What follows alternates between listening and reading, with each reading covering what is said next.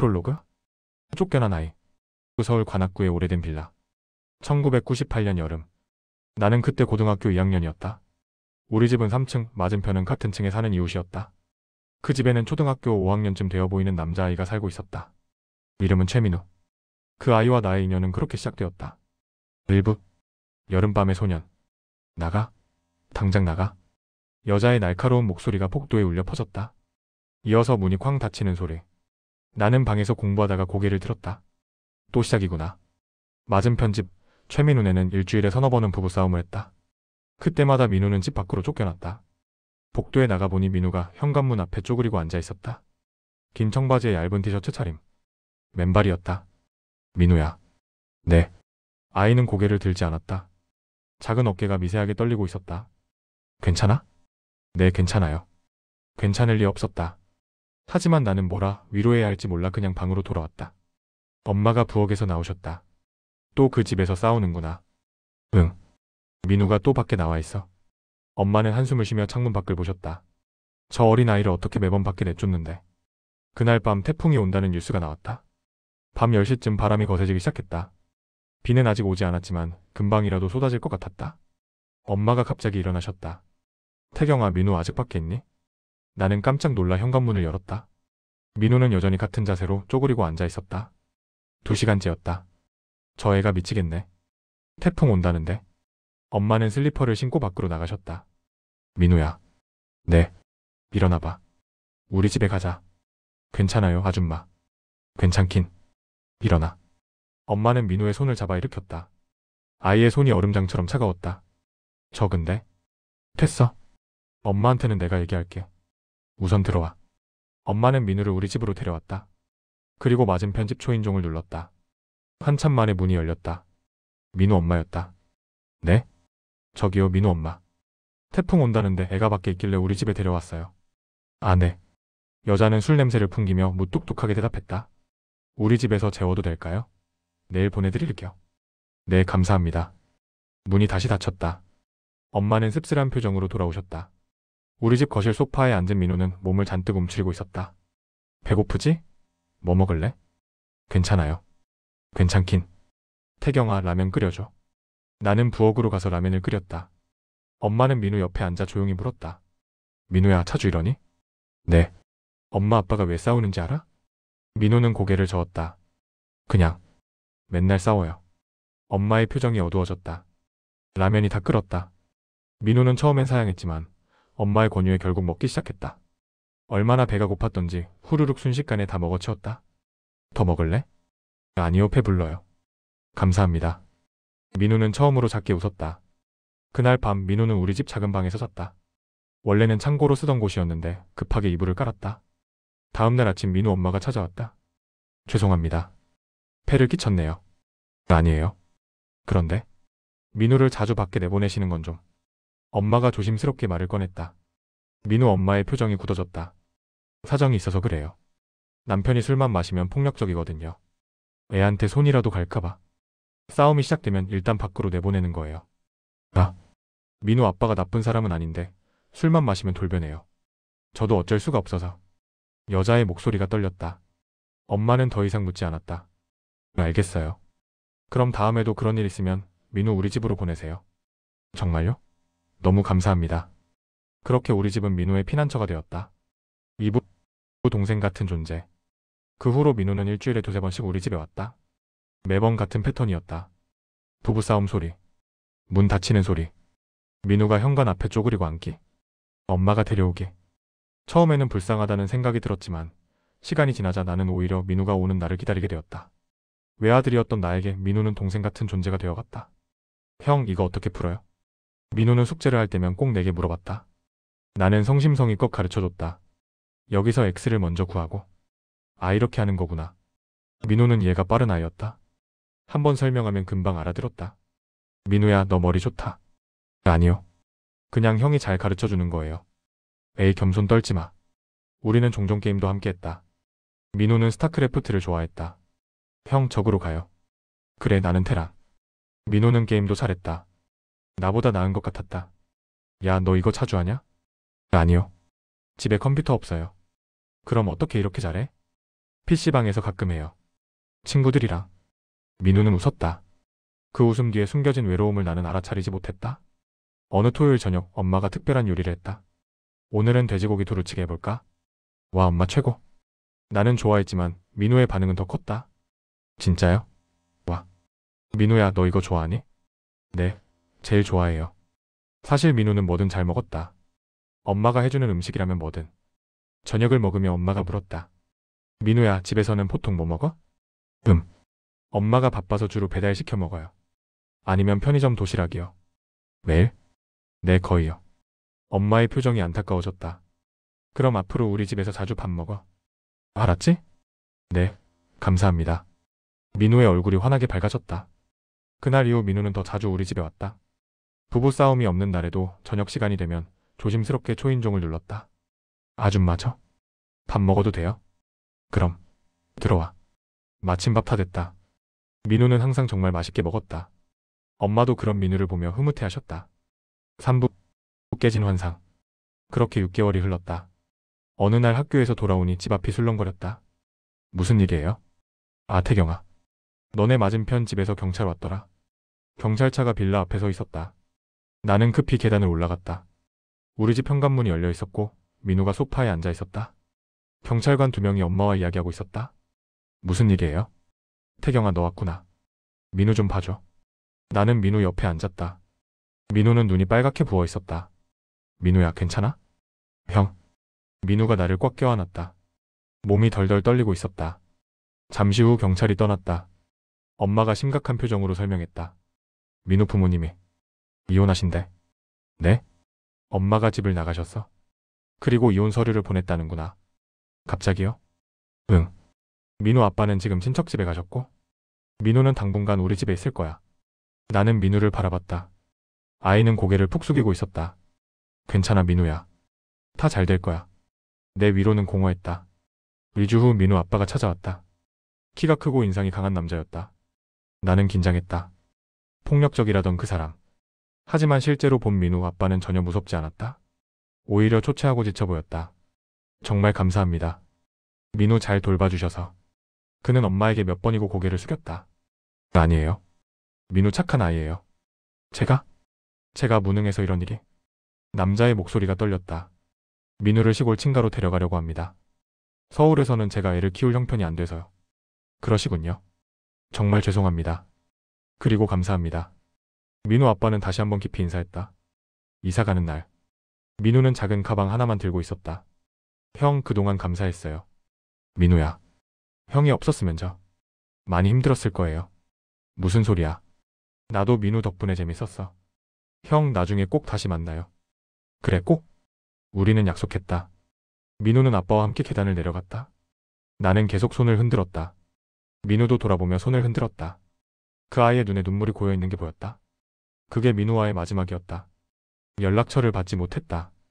휴대폰도 없던 시절이라 연락할 방법이 없었다. 나는 가끔 민우를 생각했다. 시골에서 잘 지내고 있을까? 아빠는 술을 끊으셨을까? 하지만 시간이 지나면서 그 기억도 점점 희미해졌다. 4부 25년 후 2023년 서울. 나는 중견 IT 기업에서 팀장으로 일하고 있었다. 결혼은 아직 안 했다. 어느 월요일 아침 부서에 신입사원이 들어왔다. 안녕하세요, 최민우입니다. 순간 나는 멈칫했다. 최민우? 30대 중반쯤 되어 보이는 남자였다. 키가 크고 인상이 선했다. 설마 그 민우? 하지만 확신할 수 없었다. 흔한 이름이니까? 회의가 끝난 후 나는 그를 불렀다. 최민우 씨, 잠깐 얘기 좀 할까요? 네, 팀장님.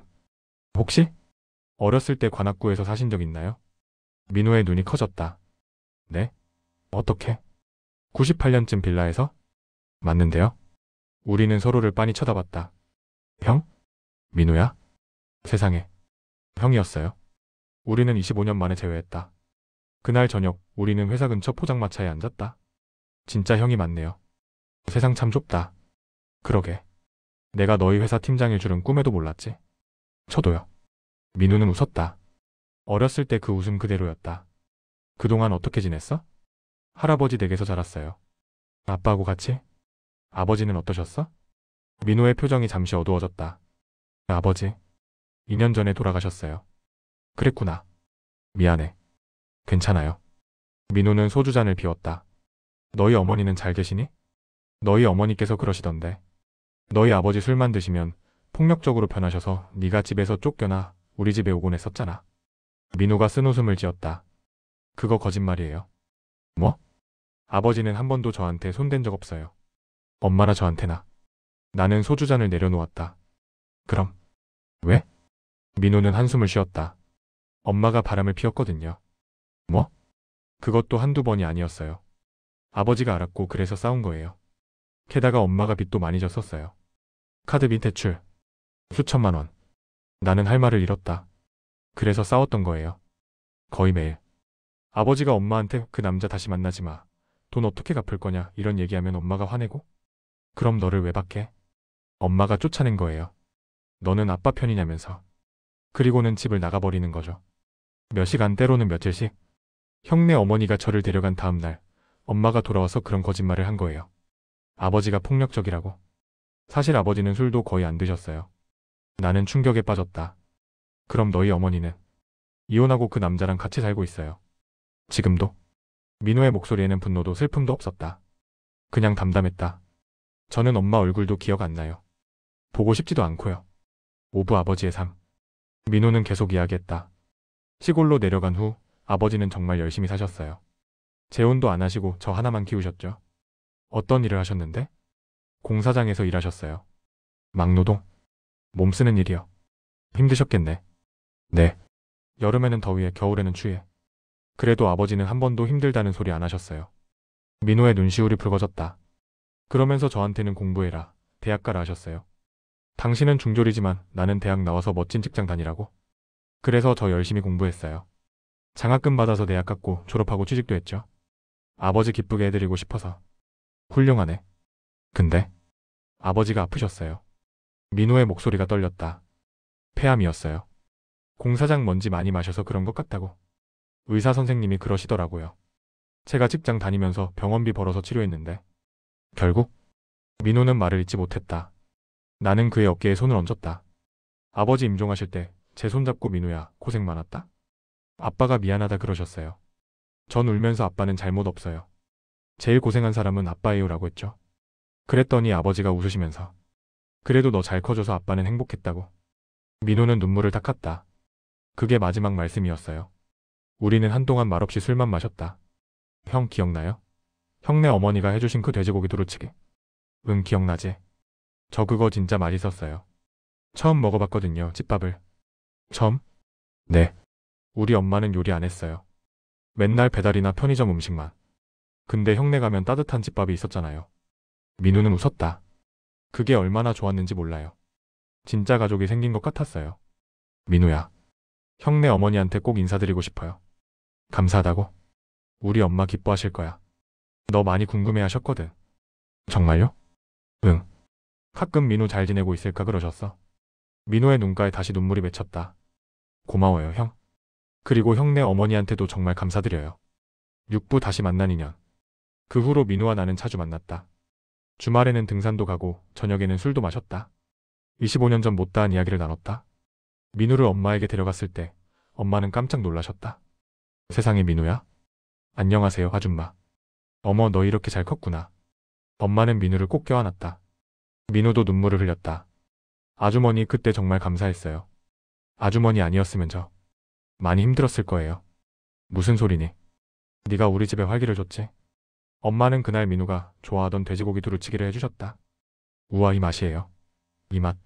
민우는 어린아이처럼 좋아했다. 우리는 그날 밤 늦게까지 이야기를 나눴다. 맨날 이야기, 그동안의 이야기. 민우는 성실한 직원이었다.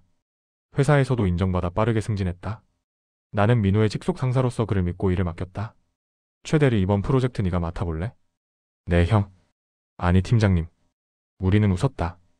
회사에서는 팀장과 팀원이었지만 퇴근 후에는 형과 동생이었다. 민우는 연애도 했다. 좋은 여자를 만났다. 형, 제 여자친구 소개할게요. 뭐 드디어? 민우의 여자친구는 밝고 상냥한 사람이었다. 민우를 진심으로 좋아하는 게 보였다. 민우 씨 정말 착해요. 저한테 너무 잘해줘요. 그래요? 얘 원래 착해요. 나는 민우가 행복해 보여서 기뻤다. 7부 또 다른 이별. 2033년 봄. 민우에게서 전화가 왔다. 형, 목소리가 이상했다. 왜? 무슨 일이야? 저 병원에 있어요. 병원? 어디 아파? 형 지금 올 수 있어요? 나는 곧바로 병원으로 달려갔다. 민호는 병실 침대에 누워 있었다. 얼굴이 많이 수척해져 있었다. 민호야, 대체 무슨 일이야? 민호는 쓴웃음을 지었다. 형 폐암이래요. 뭐? 아버지랑 똑같은 병이에요. 나는 할 말을 잃었다. 의사 선생님이 그러는데 어렸을 때 간접 흡연 때문일 수도 있대요. 우리 아버지 담배 많이 피우셨거든요. 그리고 시골에서 자랄 때 미세먼지도 많이 마시고. 치료는? 치료하면 되잖아. 이미 늦었대요. 사기예요. 민호는 담담하게 말했다. 의사 선생님이 6개월에서 1년 정도 남았다고. 나는 주저앉았다. 민호는 회사를 그만뒀다. 마지막 남은 시간을 의미 있게 보내고 싶다고 했다. 나는 가능한 한 자주 민호를 만났다. 주말마다 병문안을 갔고 가끔은 휠체어를 밀고 공원에도 나갔다. 형 미안해요. 이렇게 폐를 끼쳐서. 무슨 소리야. 우리 사이에 그게 무슨 말이야. 그래도 형도 바쁠 텐데. 너 보는 게 더 중요해. 민호는 눈물을 글썽였다. 형, 저 정말 운이 좋았어요. 왜? 어렸을 때 형을 만나서요. 형이 없었으면 저는 많이 외로웠을 거예요. 나도 너 만나서 좋았어.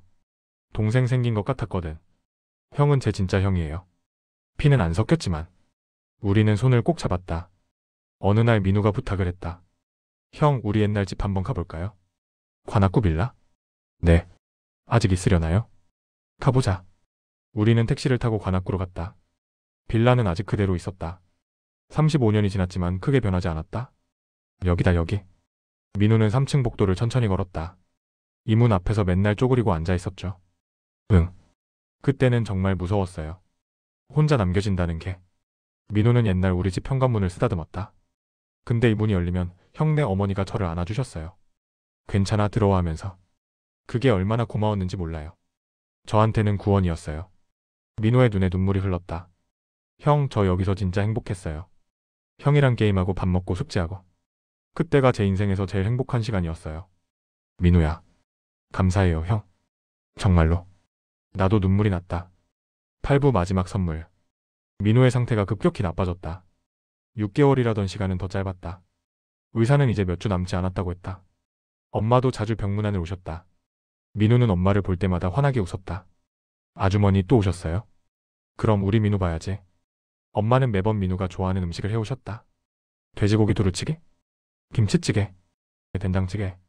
민호는 많이 먹지 못했지만 늘 감사해했다. 아주머니 음식은 진짜 최고예요.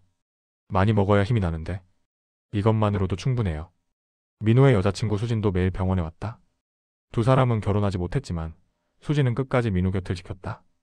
민호야, 오늘은 좀 어때? 괜찮아. 수진아, 너 회사는? 휴직했어? 지금은 네가 더 중요해. 미안해. 사과하지 마. 나는 네 옆에 있고 싶어서 있는 거야.